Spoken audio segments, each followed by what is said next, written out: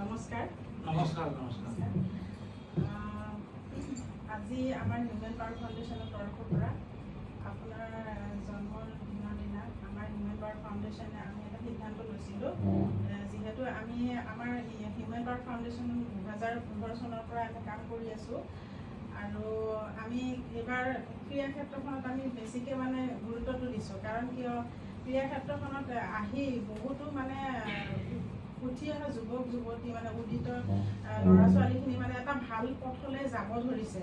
এতিয়া বৰ্তমান ড্ৰাগছৰ কবলত বহুত ল'ৰা ধ্বংস হৈছে। গতিকে যিখিনি ল'ৰা খেলত আহিছে, খেলৰ লাইনত অহাৰ পিছত আমি দেখিছোঁ তেওঁলোকৰ চাল চলনবোৰ বহুত ভাল হৈ গ'ল আৰু পৰিৱৰ্তন হৈ গ'ল।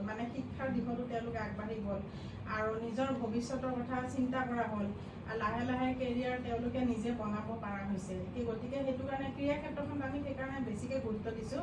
আৰু লগতে ক্ৰীড়াৰ লগত জড়িত বা ক্ৰীড়াৰ লগত তেওঁলোক যোনে ক্ৰীড়া ক্ষেত্ৰখনত জড়িত হৈ সমাজৰ হৈ কাম কৰি আছে, ক্ৰীড়া ক্ষেত্ৰখনত বা উঠি অহা যুৱক যুৱতী কিশোৰ কিশোৰীসকলৰ ভৱিষ্যতৰ চিন্তা কৰি ওতঃপ্ৰোতভাৱে জড়িত হৈ আছে, তেনেকুৱা ধৰণৰ লোকক আমি আমাৰ হিউমেন পাৱাৰ ফাউণ্ডেশ্যনৰ তৰফৰ পৰা আমি বছৰত এবাৰ হ'লেও এগৰাকী ব্যক্তিক আমি ভাবিছোঁ সম্বৰ্ধনা বা বঁটা কিবা এটা আমি দিম।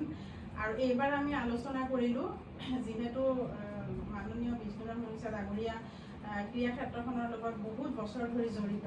তেওঁৰ কৰ্মৰাজিৰ ওপৰত আমি চালোঁ, তেওঁ বহুত আমি নিজেও দেখিছোঁ বহুত প্ৰায়ভাগ খেলৰ হেৰিত দাদাক আমি দেখা পাওঁ, তেওঁ দায়িত্বত বহে বা নিশ্চয় তেওঁৰ অৱদান আছে। সেইকাৰণে তেওঁলোকে সকলোৱে নিমন্ত্ৰিত অতিথি হিচাপে মাতে বা তেওঁ জড়িত হৈ আছে।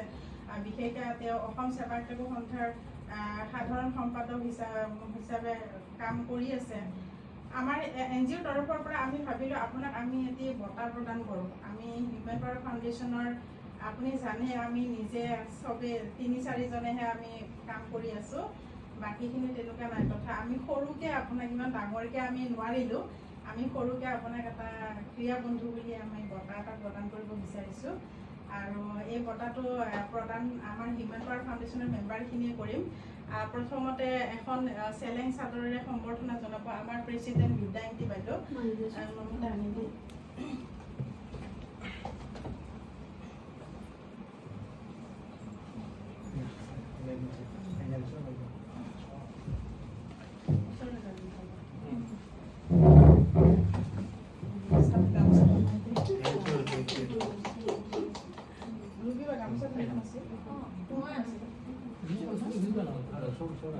স্বাভিমান এখন গামোচা, ফুলা গামোচাৰ সম্বৰ্ধনা জনাব। আপুনি জনাই দিয়ক বিদ্যায়ন্তী বাইদেউ।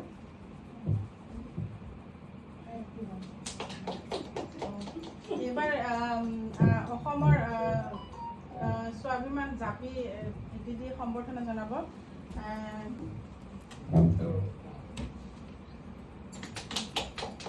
আৰু এটি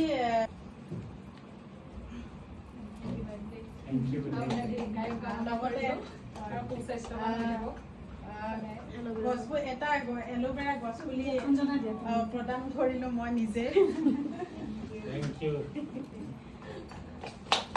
আমি এখন প্ৰশস্তি পত্ৰ তেওঁক প্ৰদান কৰিব ওলাইছোঁ। আমি সকলো টিমে একেলগে আমি কৰিম। টিমটোৱে আমি সকলো মমেণ্ট এখন দিয়াৰ আগতে আমি আৰু এটা সম্বৰ্ধনা আছে।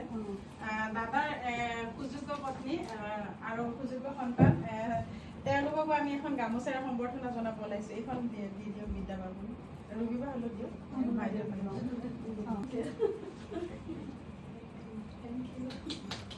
এইবাৰ আমাৰ সকলো মেম্বাৰে মিলি আমি তেখেতক আমি এই প্ৰশস্তি পত্ৰখন আমি প্ৰদান কৰিব ওলাইছোঁ। প্ৰদান কৰাৰ আগতে আমি পাঠ কৰি দিব বিচাৰিছোঁ। হিউমেন পাৱাৰ ফাউণ্ডেশ্যনৰ তৰফৰ পৰা বিশিষ্ট ক্ৰীড়া সংগঠক ডক্টৰ বিষ্ণুৰাম মনিষালৈ ক্ৰীড়া বন্ধু বঁটা অভিনন্দন পত্ৰ।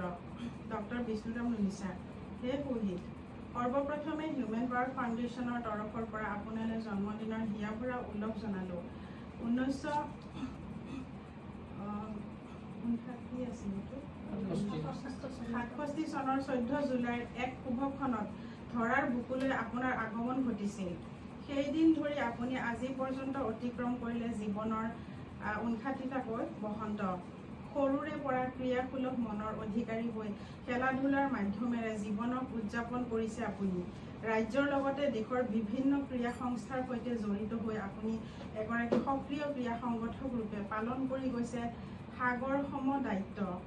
চেপাক টাকো ফেডাৰেশ্যন অফ ইণ্ডিয়াৰ প্ৰাক্তন উপসভাপতি, অসম অলিম্পিক সন্থাৰ প্ৰাক্তন উপসভাপতি, অসম জিমনাষ্টিক সন্থাৰ প্ৰাক্তন উপসভাপতি, অসম ক্ৰিকেট সন্থাৰ প্ৰাক্তন যুটীয়া সম্পাদক, কাৰ্বি আংলং ক্ৰিকেট সন্থাৰ প্ৰাক্তন সভাপতি, কাৰ্বি আংলং জিলা ক্ৰীড়া সন্থাৰ প্ৰাক্তন যুটীয়া সম্পাদক দৰে গুৰু আসনত থাকি ক্ৰীড়াৰ উন্নতিৰ বাবে নিৰবিচ্ছিন্নভাৱে কৰি গৈছে কাম।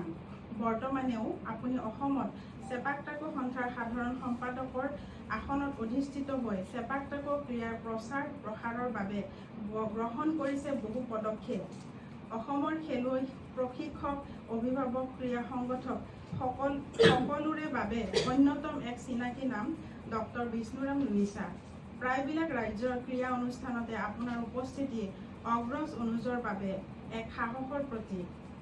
এগৰাকী ক্ৰীড়া সংগঠক হিচাপে ক্ৰীড়াংগনৰ সকলো স্তৰৰ লোকৰ সৈতে আপোনাৰ সম্পৰ্ক আত্মিক আৰু বন্ধুত্বপূৰ্ণ। ক্ৰীড়া ক্ষেত্ৰলৈ আগবঢ়োৱা সীমাহীন অৱদানেৰে মহিমামণ্ডিত আপোনাৰ কৰ্মৰাজিত আকৃষ্ট হৈ উপজা দিনৰ মধুৰোত্তমখনত হিউমেন পাৱাৰ ফাউণ্ডেশ্যনৰ তৰফৰ পৰা আপোনাক প্ৰদান কৰিলে ক্ৰীড়া বন্ধুৰ সন্মান। অসমৰ ক্ৰীড়া জগতৰ উন্নতিৰ অৰ্থে সদায় এনেদৰে কৰ্ম কৰিবলৈ ভগৱানে আপোনাক দিয়ক অপৰিসীম শক্তি। শেষত আপোনাৰ সুস্বাস্থ্য কামনাৰে বিদ্যায়ন্তী সভাপতি, অঞ্জনা দাস সম্পাদক, হিউমেন পাৱাৰ ফাউণ্ডেশ্যন। ধন্যবাদ। এইটো আপোনাক প্ৰদান কৰিলোঁ।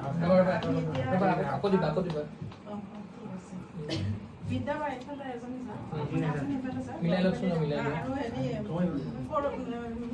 বিদ্যা বাৰী এফালে যাওক, থাকিব আপোনালোকে থাকিব ওচৰতে ধৰিব।